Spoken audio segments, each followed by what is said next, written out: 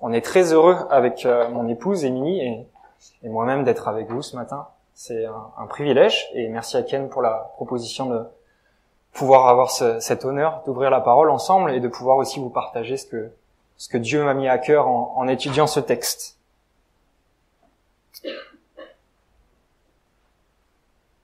Vous ne me connaissez pas tous personnellement, mais si vous passez quelques minutes à discuter avec moi de savoir quelles sont mes passions et ce que j'aime dans la vie, il y a probablement quelque chose qui va ressortir assez rapidement, et c'est une passion qui a commencé depuis tout jeune, que vous pouvez voir sur la photo ici à votre gauche. Je suis le petit bonhomme qui est à côté du coach là, et il y avait quelque chose qui était très important dans ma vie à ce moment-là, et c'était le football.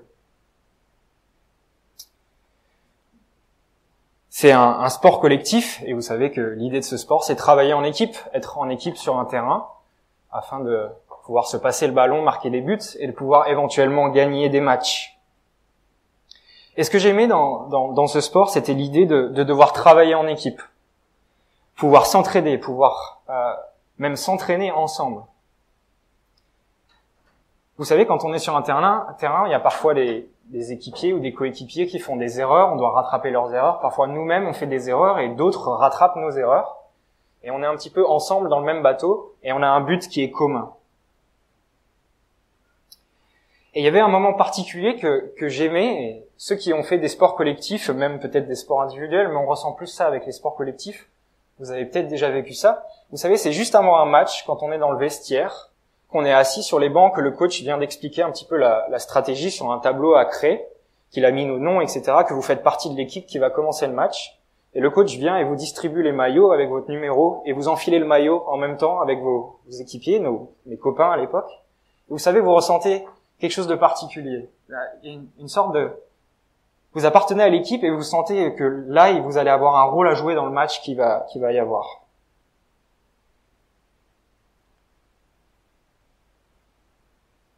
L'esprit d'équipe, c'est quelque chose qui apparaît assez rapidement Je suis sûr que si on lançait un jeu et que je désignais deux équipes, celle qui est à ma droite et celle qui est à ma gauche, on verrait un esprit d'équipe qui naîtrait assez rapidement. Il y aurait de la compétition, il y aurait des gens qui... on oublierait nos différences et on essaierait de tout faire pour gagner le jeu que j'aurais lancé. Et c'est un petit peu ce qui se passe aussi dans les camps d'ados parfois. Je suis aussi sur cette photo où il y a des jeux qui sont organisés, ou même parfois avec notre groupe de jeunes, on fait des jeux aussi. Et c'est impressionnant de voir qu'en quelques minutes, on oublie tout à propos de nos différences, à propos de notre façon de penser, mais on a un but commun et on va tout faire pour essayer de gagner le jeu.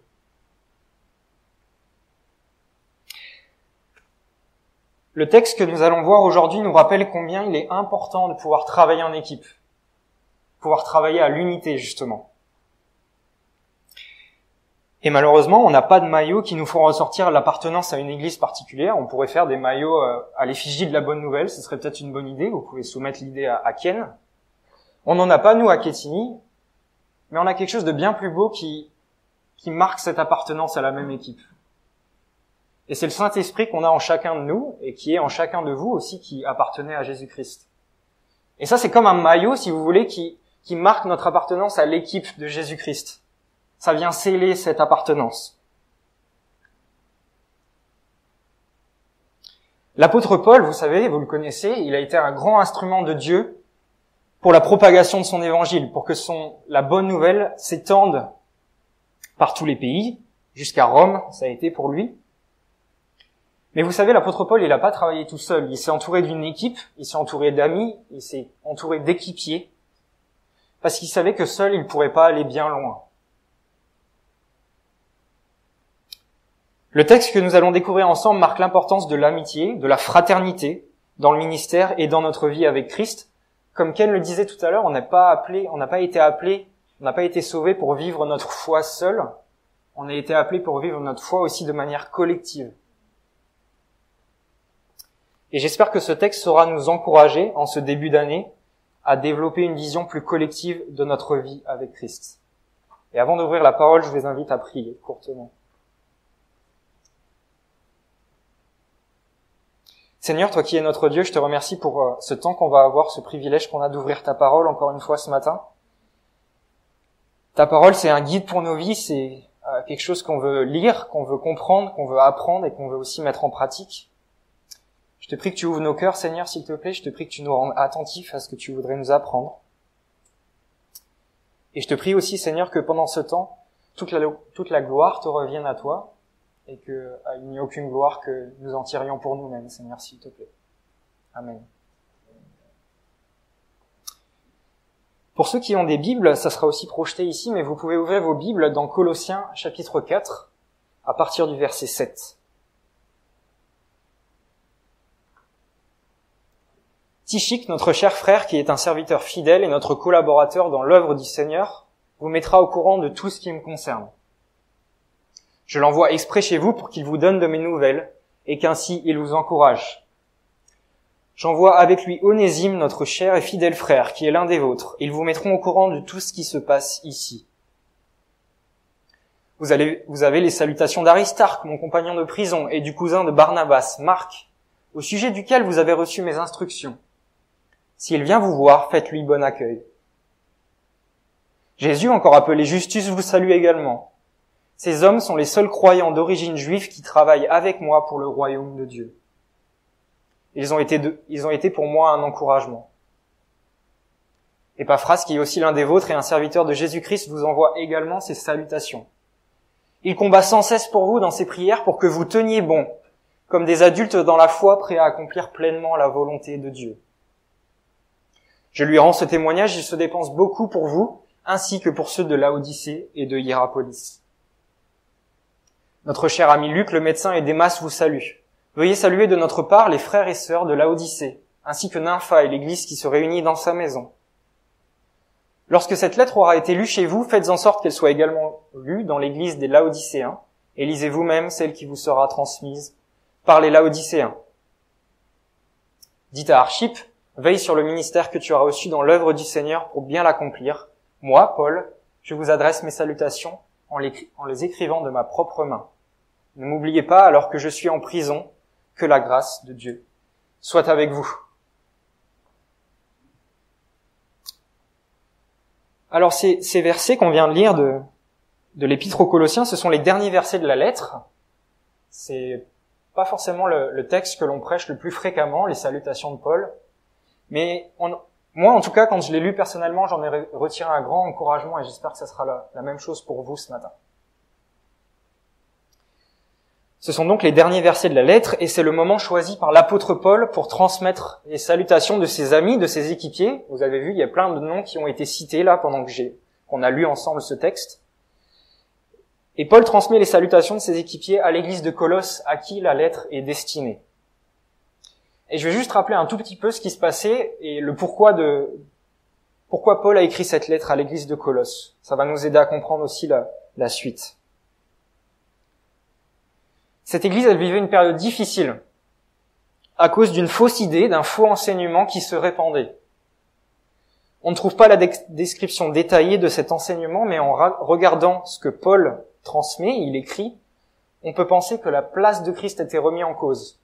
C'est un petit peu comme si tous les chants qu'on avait chantés pendant la louange sur la croix, sur Jésus-Christ, on disait, mais oui, mais il faut rajouter une strophe en plus, il faut dire que moi, Quentin, j'ai besoin de faire quelque chose en plus de ce que Jésus a fait pour pouvoir avoir le salut.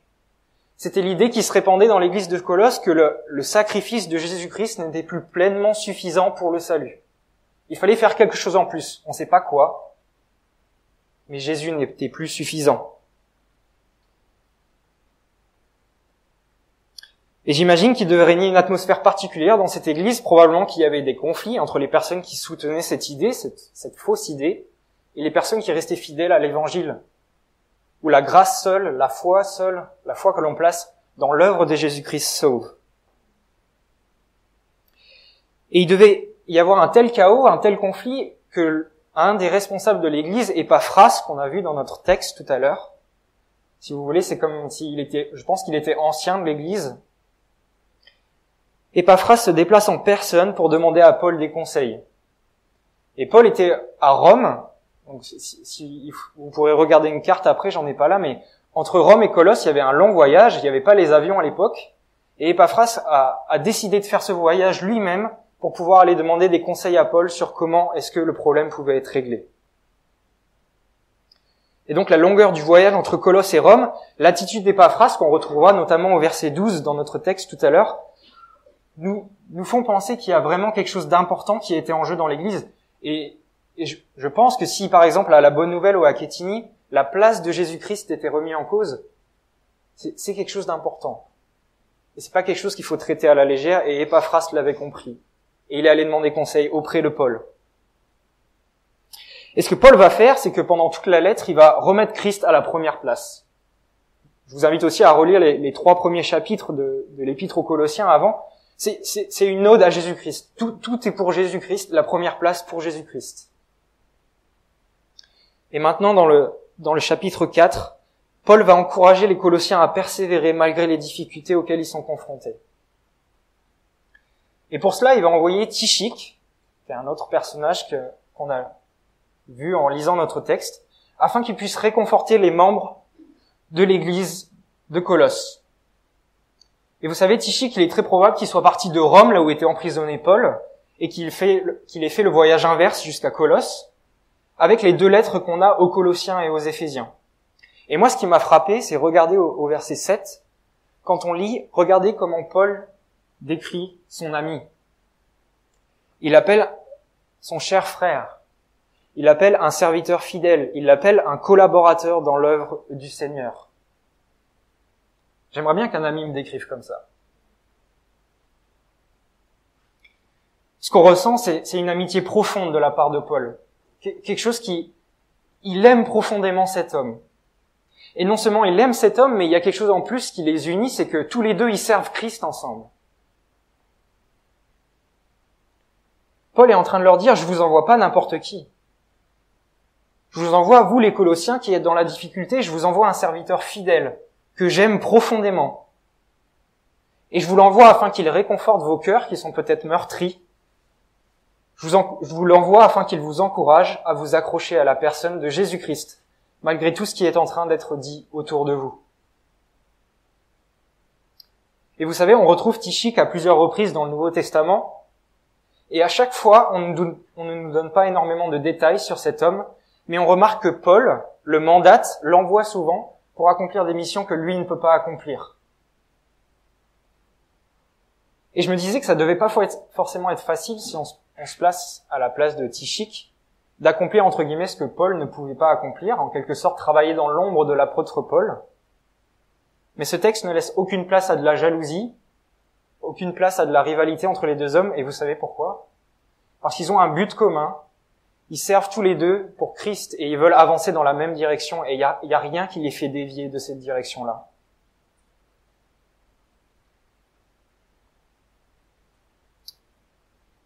La mission de son ami Tychik sera d'encourager les Colossiens en donnant des nouvelles de Paul, c'est ce que le texte nous dit, et également en témoignant de ce que Jésus est en train d'accomplir à travers eux.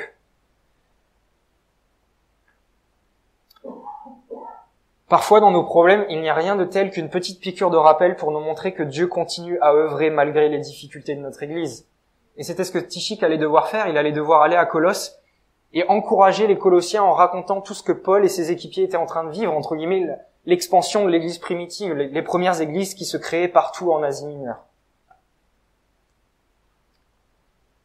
Tychik ne partira pas seul pour ce long voyage et il aura avec lui Onésime. Alors je ne sais pas si vous connaissez Onésime, mais si vous avez déjà lu dans le Nouveau Testament la lettre ou l'épître à Philémon, qui fait un chapitre, donc je vous invite aussi à la lire, peut-être en rentrant, ça prend pas beaucoup de temps.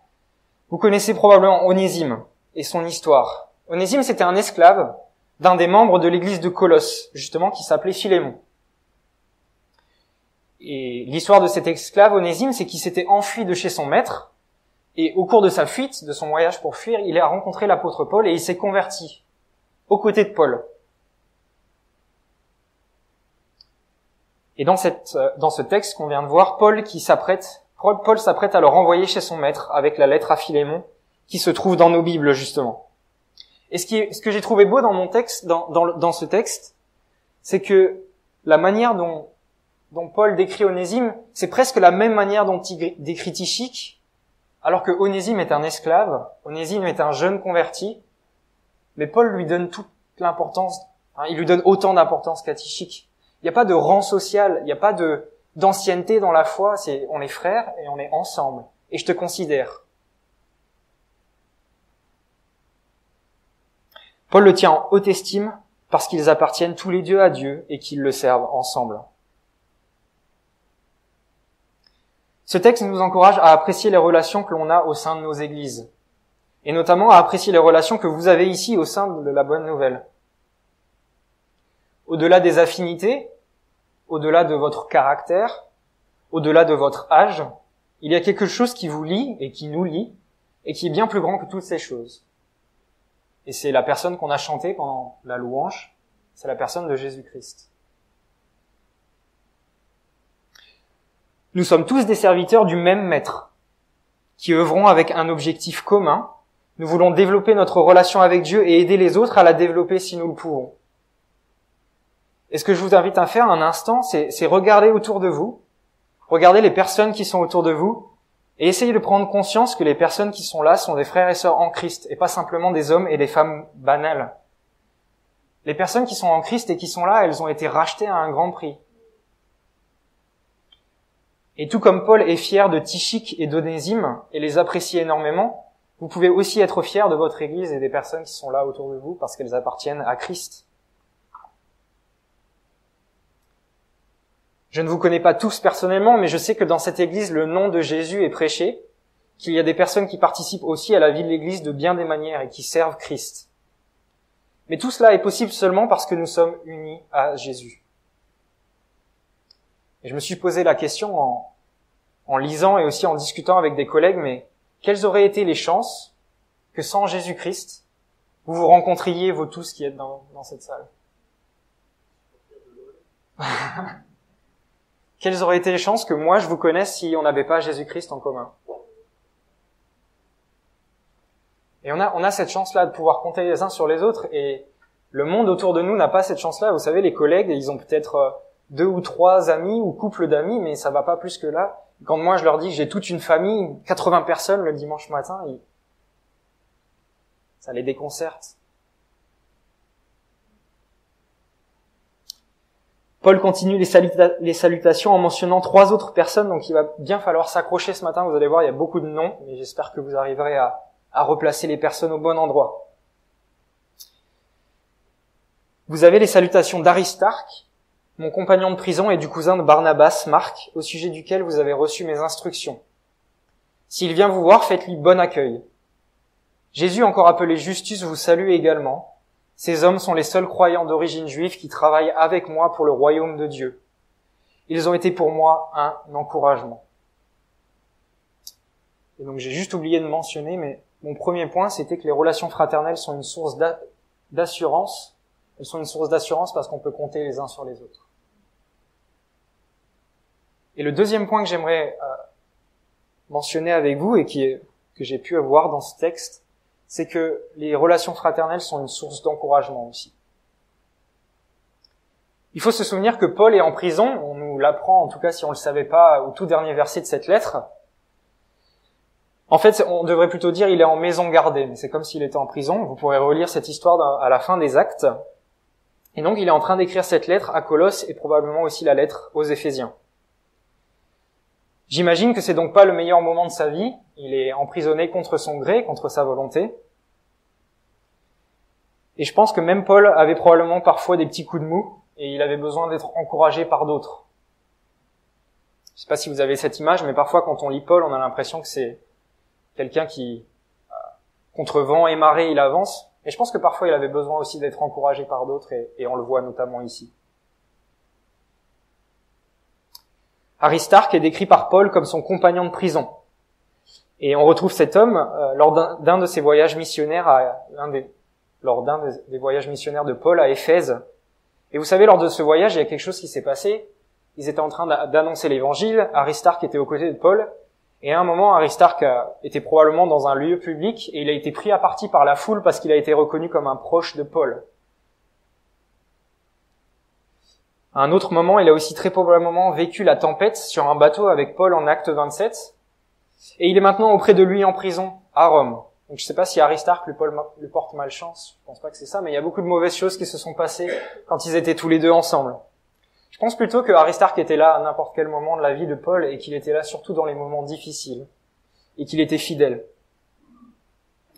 Et vous savez, c'est tellement précieux d'avoir des amis qui sont capables de rester fidèlement près de vous, même quand la vie devient dure. Et même l'apôtre Paul avait besoin de ça.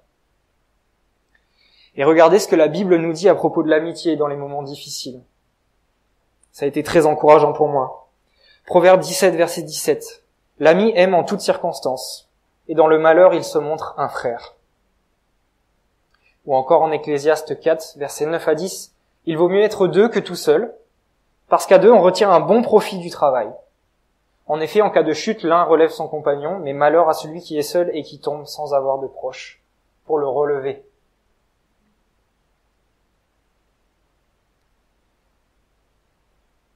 Le texte fait mention de Marc, celui que nous connaissons surtout pour son évangile.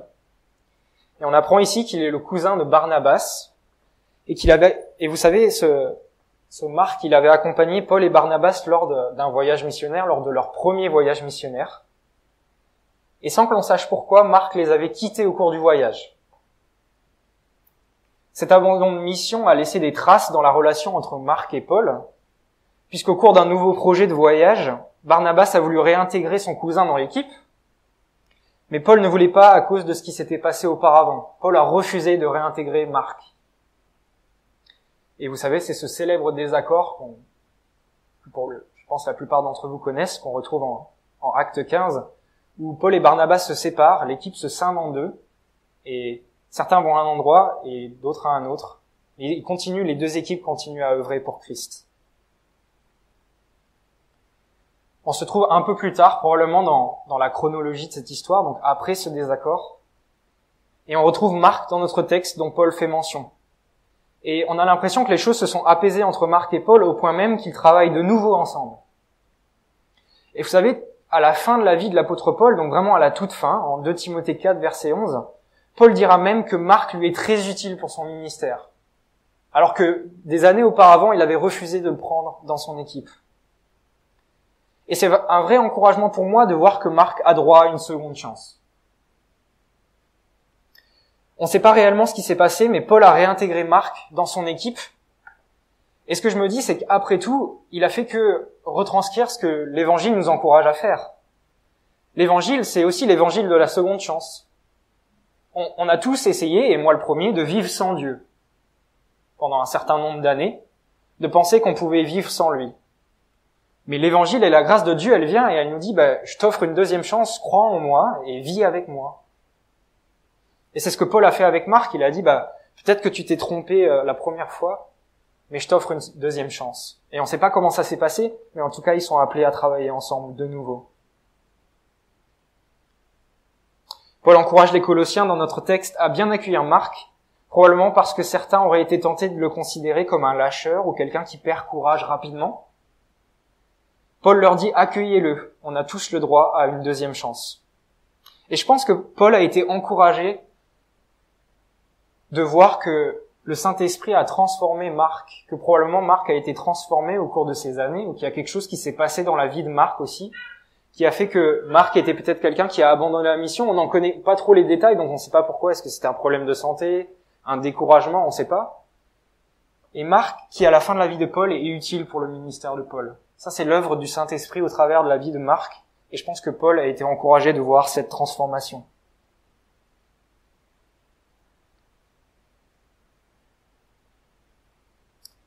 Enfin vient la mention de Justus. Il s'appelait aussi Jésus, c'était un nom assez particulier. Il avait le nom de son sauveur, donc c'est pas Jésus notre sauveur à tous, mais il y avait un homme qui s'appelait Jésus, et je pense qu'il a décidé de s'appeler Justus afin de dissocier de la personne de Jésus-Christ, probablement. Et on sait pas grand-chose de lui, mais on sait simplement qu'il était juif et qu'il travaillait avec Paul. Et vous savez tout comme moi que Paul était juif, et il s'est rendu compte que Jésus était le Messie promis dans l'Ancien Testament. Il y a quelque chose qui devait beaucoup attrister Paul, c'est que ses compatriotes, les personnes qui partageaient cette religion juive, qui étaient ses racines, il y avait beaucoup de personnes qui rejetaient la personne de Jésus-Christ. Et on l'a chanté tout à l'heure, c'était dans un des chants, que le salut vient des Juifs. Il était pour eux premièrement, mais beaucoup d'entre eux l'ont refusé. Certains l'ont accepté, mais beaucoup d'entre eux l'ont refusé. Et je pense que ça devait décourager Paul. Il a même été battu, il a même été condamné devant des tribunaux ou amené devant des tribunaux à cause des Juifs, et je pense que c'était un grand sujet de découragement pour lui. Mais dans ce découragement, il a des équipiers, des personnes d'arrière-plan juifs qui sont avec lui et qui sont pour lui un sujet d'encouragement. C'est ce que ce texte nous dit. Ces hommes sont les seuls croyants d'origine juive qui travaillent avec moi pour le royaume de Dieu, et ils ont été pour moi un encouragement.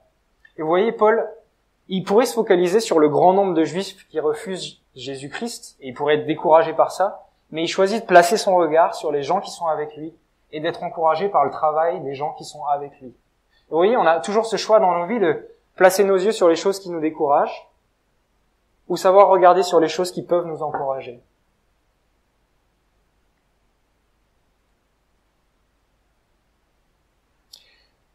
Savoir être encouragé par les personnes qui sont autour de nous dans l'œuvre de Christ est aussi quelque chose d'essentiel et qu'on doit apprendre à faire dans notre vie chrétienne. Cela nous permet de nous détourner de nos problèmes et puis aussi d'apprendre à regarder les personnes autour de nous différemment. Pas seulement comme des personnes banales, mais comme des hommes et des femmes en marche vers le ciel. Ce sont des hommes et des femmes qui sont imparfaits, mais qui sont déjà et qui sont rachetés. Des personnes que Dieu est en train de transformer. Et cette transformation, c'est une transformation en profondeur afin de nous permettre de voir, d'agir et de penser comme Jésus. La personne qui est assise à côté de vous est toutes ces choses si elle appartient à Jésus, et elle est encore beaucoup plus. Et ce que je vous invite à faire, c'est d'apprendre à voir toutes ces vérités chez les autres, parce que c'est encourageant de savoir de voir aussi le chemin des personnes qui sont autour de nous, de voir ce qu'elles étaient avant leur conversion, de voir ce qu'elles sont devenues après leur conversion, de voir le Saint-Esprit qui œuvre dans nos cœurs, c'est quelque chose de formidable. On peut le voir dans nos vies, mais je crois que la Bible nous encourage aussi à le voir dans la vie des autres, afin qu'on puisse les encourager et être encouragés par ces personnes aussi.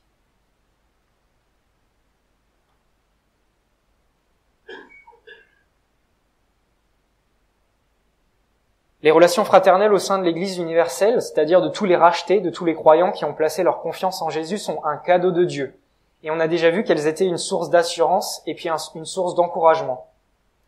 Et l'un des grands privilèges que l'on a quand on est racheté, quand on est en Église, on est appelé à prier les uns pour les autres. Et c'est ce qu'on a fait un petit peu tout à l'heure. On a prié pour l'Église ici, on a prié pour aussi les personnes qui vivaient des moments difficiles au loin.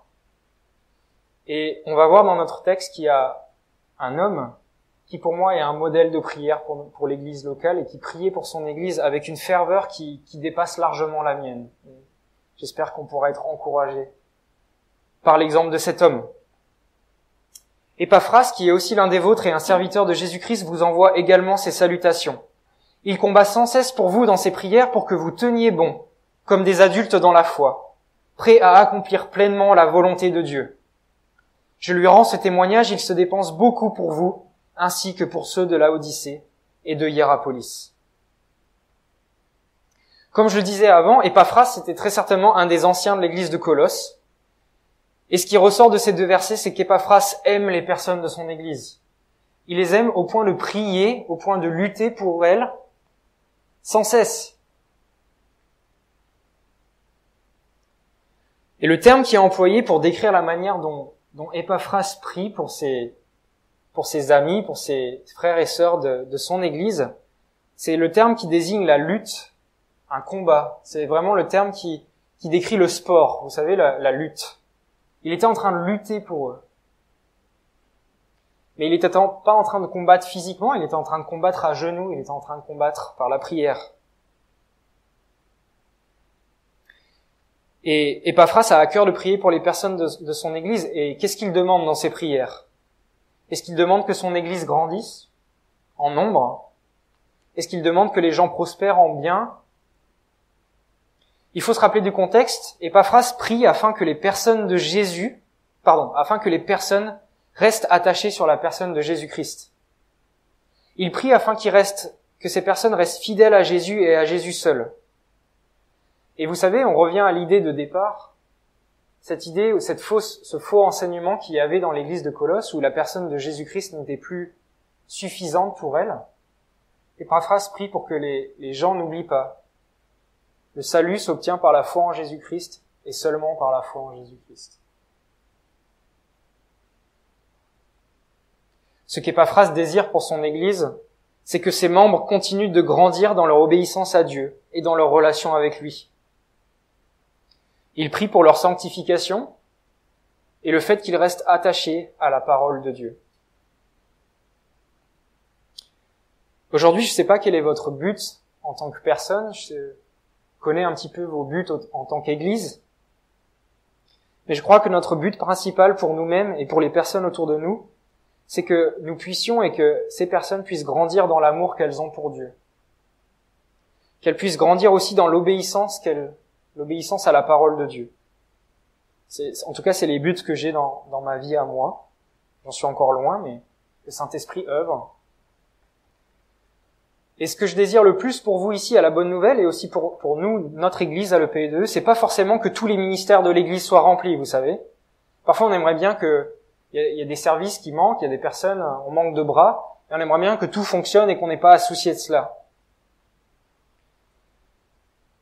Bien sûr que si tous les ministères de l'Église sont remplis, ça va contribuer à faire avancer l'Église, mais ce qui est le plus important, c'est que l'Église soit remplie de personnes qui aiment Jésus-Christ et qui grandissent avec lui.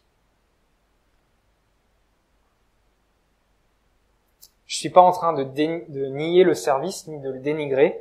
Bien sûr, le service va nous aider à grandir, ça va être l'occasion de mettre en pratique la foi que l'on a aussi. Mais le service sans relation authentique avec Dieu ne vaut pas grand-chose, et ça rejoint ce que Ken disait tout à l'heure, la religiosité, Dieu n'en veut pas. Il veut qu'on soit vrai et authentique avec lui. Ce texte nous encourage à prier les uns pour les autres. Nous encourage à prier pour notre croissance spirituelle à chacun, pour qu'on aime de plus en plus Christ, pour qu'on aime de plus en plus Dieu et qu'on le mette à la première place dans nos vies. Il nous encourage aussi à prier pour les responsables de nos églises, donc je vous invite à prier pour les responsables de votre église ici, parce qu'ils ont une lourde charge, afin de ne pas dévier de la parole de Dieu et que celle-ci, elle fasse autorité aussi dans cette église et dans nos vies à chacun. Prenons l'exemple d'Épaphras, qui se dépense sans compter pour les Colossiens parce qu'il connaît l'enjeu. Prions pour que Jésus ait la place d'honneur dans nos vies et qu'il soit réellement Sauveur et Seigneur, avec tout ce que cela implique. Et vous savez, je me suis rendu compte souvent, on dit oui, Jésus soit Sauveur et Seigneur, mais qu'est-ce que ça veut dire que Jésus est Seigneur dans nos vies? Ça veut dire qu'à chaque fois qu'on ouvre sa parole, je suis prêt à m'y conformer, même si je sais que je vais rater parfois le but, et on a le pardon et la grâce, mais ça veut dire que je dois être prêt à accepter ce que Jésus me demande de faire. Alors prions pour cela, prions pour qu'on puisse accepter cela, que quand on rate le but, il y a la grâce aussi et l'amour de nos frères et sœurs qui viennent nous rattraper. Mais avançons avec lui, et prions pour que votre Église, prions ensemble pour que nous tous qui sommes ici, nous avancions avec Dieu dans notre relation avec lui. Et je sais pas si comme moi, mais l'amour d'Épaphras qui nous est témoigné dans ce texte, elle a été un peu surprenante, stupéfiante pour moi, elle m'a un peu déstabilisé. Et notamment, je pense que si on m'avait posé la question avant de lire ce texte, de savoir si j'aimais les personnes de mon Église, je pense que j'aurais répondu que oui, j'aimais les personnes de mon Église. Mais après avoir lu ce texte, et si on me pose la question maintenant, je pense que je dirais, je les aime, mais pas suffisamment. Je pense que je les aime, mais je dois encore plus prier pour elles. Je dois encore plus prier pour leur relation avec Dieu. Je dois apprendre à prier sans cesse, comme Épaphras le faisait sans elle, pour elles. Et je vous pose la question ce matin, à quel point vous aimez les personnes qui sont autour de vous dans votre Église? À quel point est-ce que vous priez les uns pour les autres? Et je m'y inclus dedans parce que je le fais pas assez souvent non plus, mais à quel point nous prions les uns pour les autres. Et je crois que ce texte nous encourage vraiment à considérer notre foi pas seulement de manière personnelle, mais de manière collective. En tant que famille, en tant que frères et sœurs. On a chanté comme on avait un papa Yahweh. Si on a tous chanté qu'il est notre papa, ça veut dire qu'on est des frères et sœurs et qu'on a le même papa.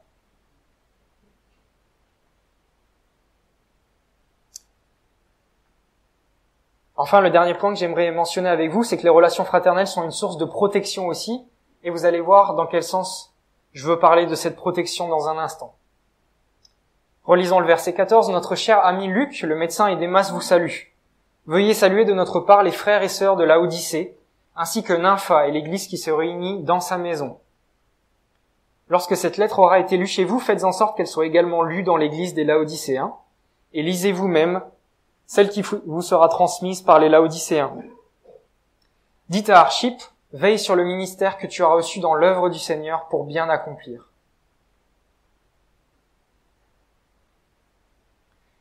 Paul mentionne Luc et Démas, deux autres accompagnateurs, dans son ministère.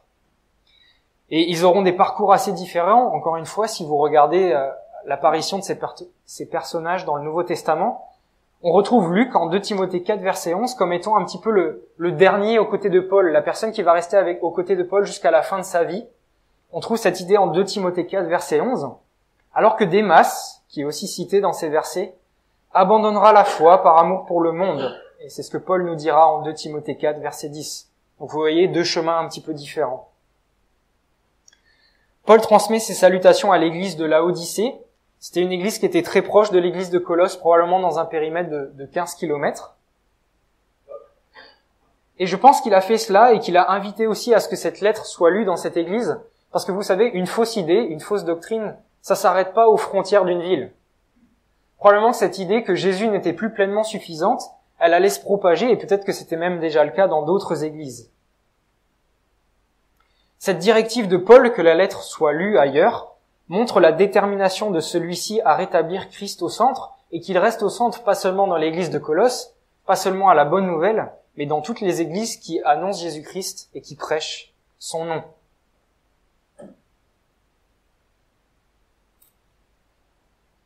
Dans ces différentes lettres du Nouveau Testament, on voit souvent l'apôtre Paul reprendre, encourager, enseigner, encourager les personnes à rester dans la saine doctrine. C'était un petit peu l'instrument de Dieu que Dieu a utilisé pour être le garant de la bonne doctrine.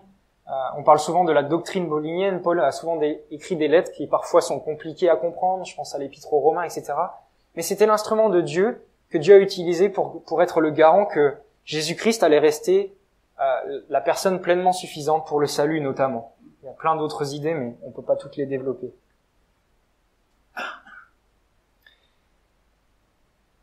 Et je crois qu'il en est aussi de même pour nous aujourd'hui, toute proportion gardée. Nous ne sommes pas l'apôtre Paul, personne d'entre nous ici sommes apôtres. Mais je crois qu'on a quand même chacun la responsabilité d'avertir un frère ou une sœur qui s'écarterait de la parole de Dieu. Mais si je suis prêt à faire ça, ça veut aussi dire que je dois être prêt à accepter que quelqu'un me reprenne, si moi aussi je dévie de la parole de Dieu. Ce que je viens de dire demande énormément de sagesse, de prière, de douceur. Reprendre un frère ou une sœur n'est pas un jeu. C'est pas l'occasion pour nous de montrer que nous sommes meilleurs qu'eux. Et je sais pas si vous avez déjà eu à le faire dans vos vies, mais c'est pas quelque chose qu'on fait avec plaisir. Reprendre quelqu'un n'est pas quelque chose à prendre à la légère. Cela demande de l'amour, de la confiance, de la maîtrise de soi, et je le redis encore, de la prière. C'est un aspect essentiel de la vie chrétienne qu'on appelle la redevabilité. C'est cette idée qu'il y a des personnes à qui on donne le droit d'avoir un regard sur ma vie, des personnes à qui j'ai donné le droit d'avoir un regard sur ma vie, dans la façon dont je me comporte, et qui peuvent venir me trouver et me dire « Quentin, il y a un truc qui va pas là, je pense que t'as raté quelque chose, ou je pense que tu vas pas dans le droit chemin. » Et on a besoin de ces personnes-là parce que des fois, on se rend pas compte. Et ma femme est la première personne qui a ce rôle-là de redevabilité envers moi et qui est capable de me reprendre si j'en ai besoin. Mais c'est pas que pour les hommes ou les femmes mariés. On peut avoir des amis, et j'en ai, qui sont capables de venir me trouver et me dire « Quentin, là, je pense que t'as raté. Je pense que t'as eu une mauvaise attitude là. Tu dois probablement demander pardon. » Et ces relations authentiques qu'on est capable d'avoir dans l'Église, c'est une source de protection parce que ça va nous aider à avancer avec confiance, parce que l'on sait que si on rate quelque chose, il y a des personnes qui nous connaissent très bien et qui sont capables de nous reprendre si besoin. Et donc on peut avancer ensemble en se disant j'avance, je fais de mon mieux, et je sais qu'aussi il y a des frères qui sont avec moi et qui sont capables de me dire quand je fais quelque chose de mal et qui sont capables de m'encourager aussi. Et je pense que le lieu idéal pour ce genre de relation, c'est pas forcément l'Église dans son entièreté, d'accord ? Je pense pas que la Bible nous encourage à avoir des relations de redevabilité les uns avec les autres, chacun dans notre communauté entière. Je pense que ça se fait plutôt dans des groupes restreints d'amis. Et j'ai entendu parler tout à l'heure au cours des annonces, vous avez des groupes d'hommes et des groupes de femmes qui se réunissent. Et je pense que déjà c'est un lieu privilégié où vous pouvez être redevables les uns envers les autres, où vous pouvez partager quand ça va bien et aussi partager quand ça va un peu moins bien, et vous encourager et vous reprendre aussi parfois les uns les autres. Mais vous voyez, ça doit se faire dans un cadre de confiance. On fait pas ça avec des gens qu'on ne connaît pas, on fait pas ça avec des gens qui viennent ici pour la première fois. Je pense qu'il y a un cadre de confiance, d'amour, de fidélité aussi en quelque sorte, et d'authenticité qui doit se nouer avant d'être capable de faire ça. Et le cadre pour moi qui est le plus que j'ai expérimenté aussi dans ma vie, c'est un concept qu'on appelle les groupes de croissance. Je sais pas si vous êtes des fervents adeptes des groupes de croissance, mais l'idée c'est simplement de se réunir à 2 ou 3 avec des personnes du même sexe, une fois par semaine ou une fois toutes les 2 semaines, pour ouvrir la parole ensemble et en quelque sorte prendre l'engagement avec les personnes avec lesquelles vous allez vous réunir d'être authentique. C'est-à-dire de vraiment partager quand les choses vont mal, de dire quand les choses vont bien, de partager quand on a péché, de partager quand il y a des victoires aussi vis-à-vis du péché, en quelque sorte d'être ouvert et vrai avec ces personnes. Mais vous voyez, je le fais pas là devant vous, devant tout le monde. Je pense qu'il y a là un cadre.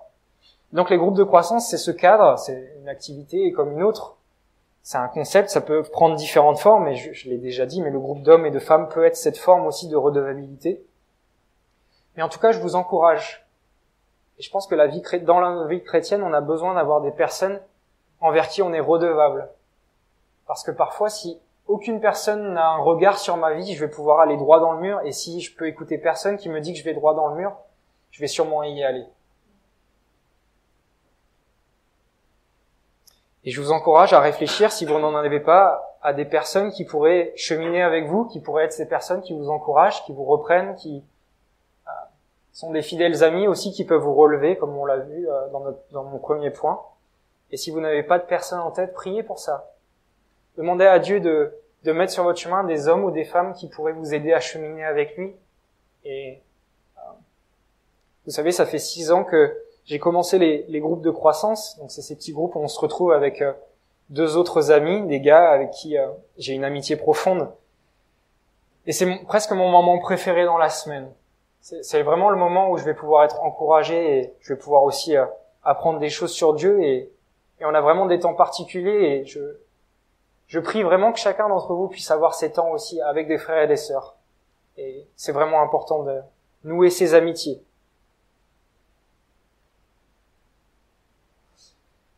Enfin, l'avant-dernier verset nous parle d'un certain Archip. Alors vous avez vu, comme je le disais tout à l'heure, qu'on a vu beaucoup de personnes différentes ce matin. Je ne sais pas s'il y a des gens qui ont besoin d'idées pour des prénoms pour des futurs bébés ou des petits-enfants. Mais en tout cas, il y a plusieurs prénoms que vous pouvez utiliser là. Et on en a vu au moins 6 ou 7. C'est des prénoms un peu vieillots, mais pourquoi pas. Hein. Archip, Tichik, ça peut être sympa. Mais de par ce que Paul dit à Archip, veille sur le ministère que tu as reçu, c'est le verset que j'ai mis ici dans ma slide, au verset 17. Veille sur le ministère que tu as reçu dans l'œuvre du Seigneur pour bien l'accomplir. De ce verset, on peut en déduire que Archip était probablement responsable d'église, ou en tout cas qu'il avait un rôle dans l'église à laquelle il appartenait. Et Paul l'encourage à rester attentif afin de bien accomplir son ministère. C'est un encouragement à persévérer et à continuer de travailler pour Dieu. Et c'est un encouragement que je prends pour moi-même et que je vous invite à prendre pour vous. Je pense qu'il y a beaucoup d'entre vous qui avaient un rôle, quel qu'il soit dans l'église, ou même à l'extérieur dans votre travail. Paul et Dieu nous encouragent et il nous dit « Veille sur le ministère que tu as reçu dans l'œuvre du Saint-Esprit ». Veillons sur le service que Dieu nous a confié dans l'église, que ça soit faire le ménage, que ça soit enseigner, que ça soit s'occuper des enfants. Toutes ces choses-là sont aussi importantes pour Dieu tant qu'on a à cœur de le faire pour Dieu. Et on est encouragé à veiller sur le ministère afin de bien l'accomplir, parce que c'est pas pour nous-mêmes qu'on le fait, c'est pour Dieu lui-même.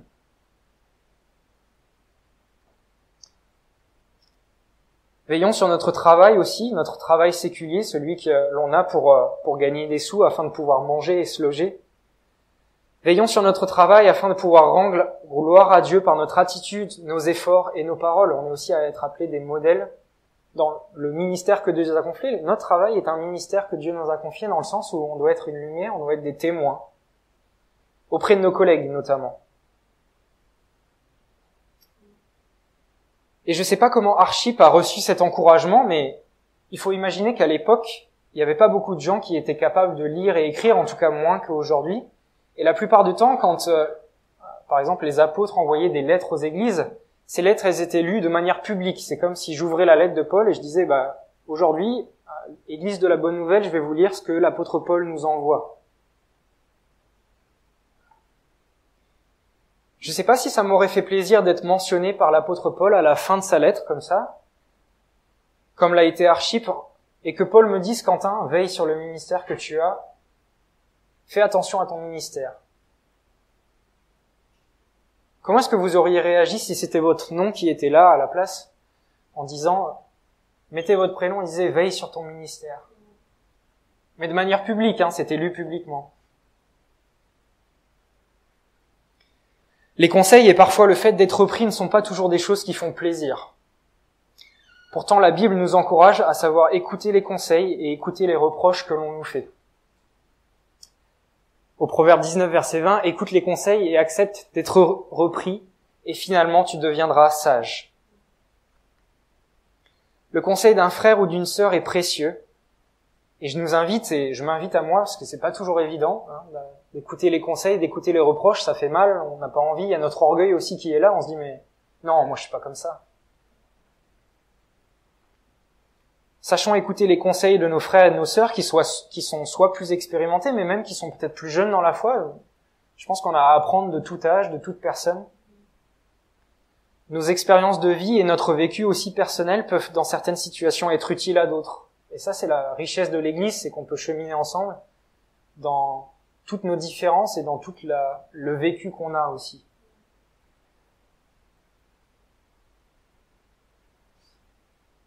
Alors vous voyez ce texte et ces salutations de Paul, je ne sais pas si c'est un texte que vous auriez choisi de lire en premier, mais pour moi elles ont été un grand encouragement dans la manière dont je considère les relations fraternelles. Et on a vu notamment que ces relations fraternelles, elles sont une source d'assurance, elles sont une source d'encouragement, elles sont une source de soutien et aussi une source de protection. Et cette lettre à l'église de Colosse, elle se termine par ce verset 18. « Moi, Paul, je vous adresse mes salutations en les écrivant de ma propre main. Ne m'oubliez pas alors que je suis en prison, que la grâce de Dieu soit avec vous. » C'est une salutation personnelle qui témoigne de l'affection de Paul pour ses destinataires. Il les avait jamais rencontrés probablement. Mais Paul les encourage à se souvenir de lui alors qu'il est en prison, et il les encourage à prier pour lui aussi. Ce texte que nous avons lu ensemble ce matin est un magnifique rappel de la beauté qui se trouve dans les relations humaines où Jésus est au centre. Nous sommes appelés à vivre de telles relations dans mon église à l'EPEDE et dans votre église aussi ici à la Bonne Nouvelle. Je pense que nous devons nous souvenir que nous travaillons ensemble pour le même maître. L'unité en Christ, elle est primordiale pour qu'une église vive bien ensemble et qu'elle soit aussi un témoignage auprès des personnes qui ne connaissent pas encore Jésus-Christ. Et vous savez, il y a une personne qui avait conscience de cela plus que n'importe quelle autre. Une personne qui avait conscience que l'unité de l'Église allait être un témoignage auprès des non-croyants. Et cette personne, c'est Jésus. Cette personne, c'est Jésus. Et vous savez, Jésus, juste avant d'être cloué sur la croix, il a passé du temps à prier. Il a passé du temps à prier pour lui-même, mais il a aussi prié pour nous qui sommes ici ce matin. Chaque fois que je lis ce texte de la prière de Jésus pour son Église, je suis bouleversé par le fait que Jésus, juste avant de mourir, alors que c'est lui qui allait souffrir, c'est lui qui allait porter le poids de mon péché, Jésus a pris le temps de penser à moi. Il a pris le temps de penser à toi, il a pris le temps de penser à nous en tant qu'Église. Parce qu'il savait qu'on allait avoir des challenges, il y allait avoir des choses difficiles à vivre. Et j'espère que pour la nouvelle année qui commence, ce texte nous encourage, le texte que je vais lire juste après là, nous encourage à vivre l'unité en Christ, afin que nous puissions travailler en équipe pour lui, et faire connaître au monde l'amour de Dieu pour les hommes. Et c'est ce que Jésus voulait pour nous. En Jean 17, verset 20, c'est donc une prière que Jésus fait juste avant d'être cloué. Il a prié pour lui-même, il a prié pour ses disciples, et maintenant il prie pour l'Église qui va arriver aussi après sa mort. Ce n'est pas seulement pour eux que je te prie, ce n'est pas seulement pour mes disciples que je te prie, mais c'est aussi pour ceux qui croiront en moi grâce à leurs paroles. C'est donc nous qui sommes ici. Je te demande qu'ils soient tous un. Comme toi, Père, tu es en moi et comme moi, je suis en toi. Qu'ils soient un en nous pour que le monde croie que c'est toi qui m'as envoyé. Je leur ai donné la gloire que tu m'as donnée afin qu'ils soient un comme toi et moi, nous sommes un. Moi en eux et toi en moi. Qu'ils soient parfaitement un et qu'ainsi le monde puisse reconnaître que c'est toi qui m'as envoyé et que tu les aimes comme tu m'aimes. Père, mon désir est que tous ceux que tu m'as donnés soient avec moi, là où je serai, et qu'ils contemplent ma gloire, celle que tu m'as donnée parce que tu m'as aimé avant la création du monde. Père, toi qui es juste, le monde ne t'a pas connu, mais moi je t'ai connu, et ceux-ci ont compris que c'est toi qui m'as envoyé. Je t'ai fait connaître à eux et je continuerai à te faire connaître pour que l'amour que tu m'as témoigné soit en eux et que je sois moi-même en eux. Et je termine simplement en citant l'apôtre Paul, « Que la grâce de Dieu soit avec vous. » Je vous invite à prier.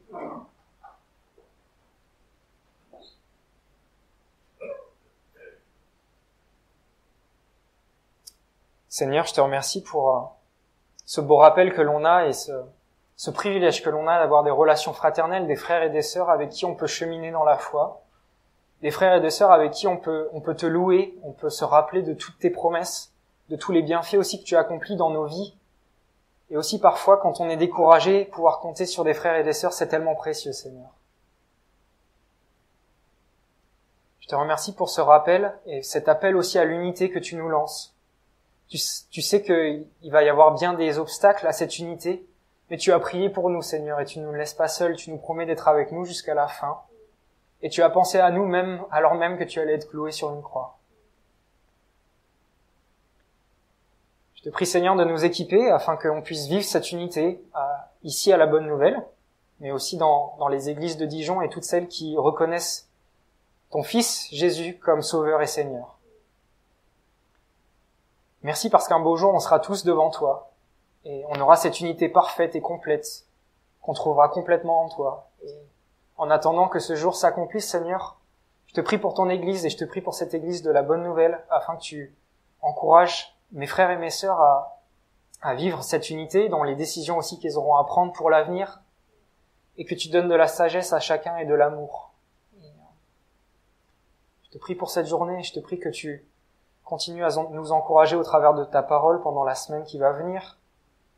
Et je te prie qu'on garde quelque chose de ce texte, Seigneur, et qu'on puisse le mettre en pratique. Je te remercie pour toutes ces choses, Père éternel. Amen.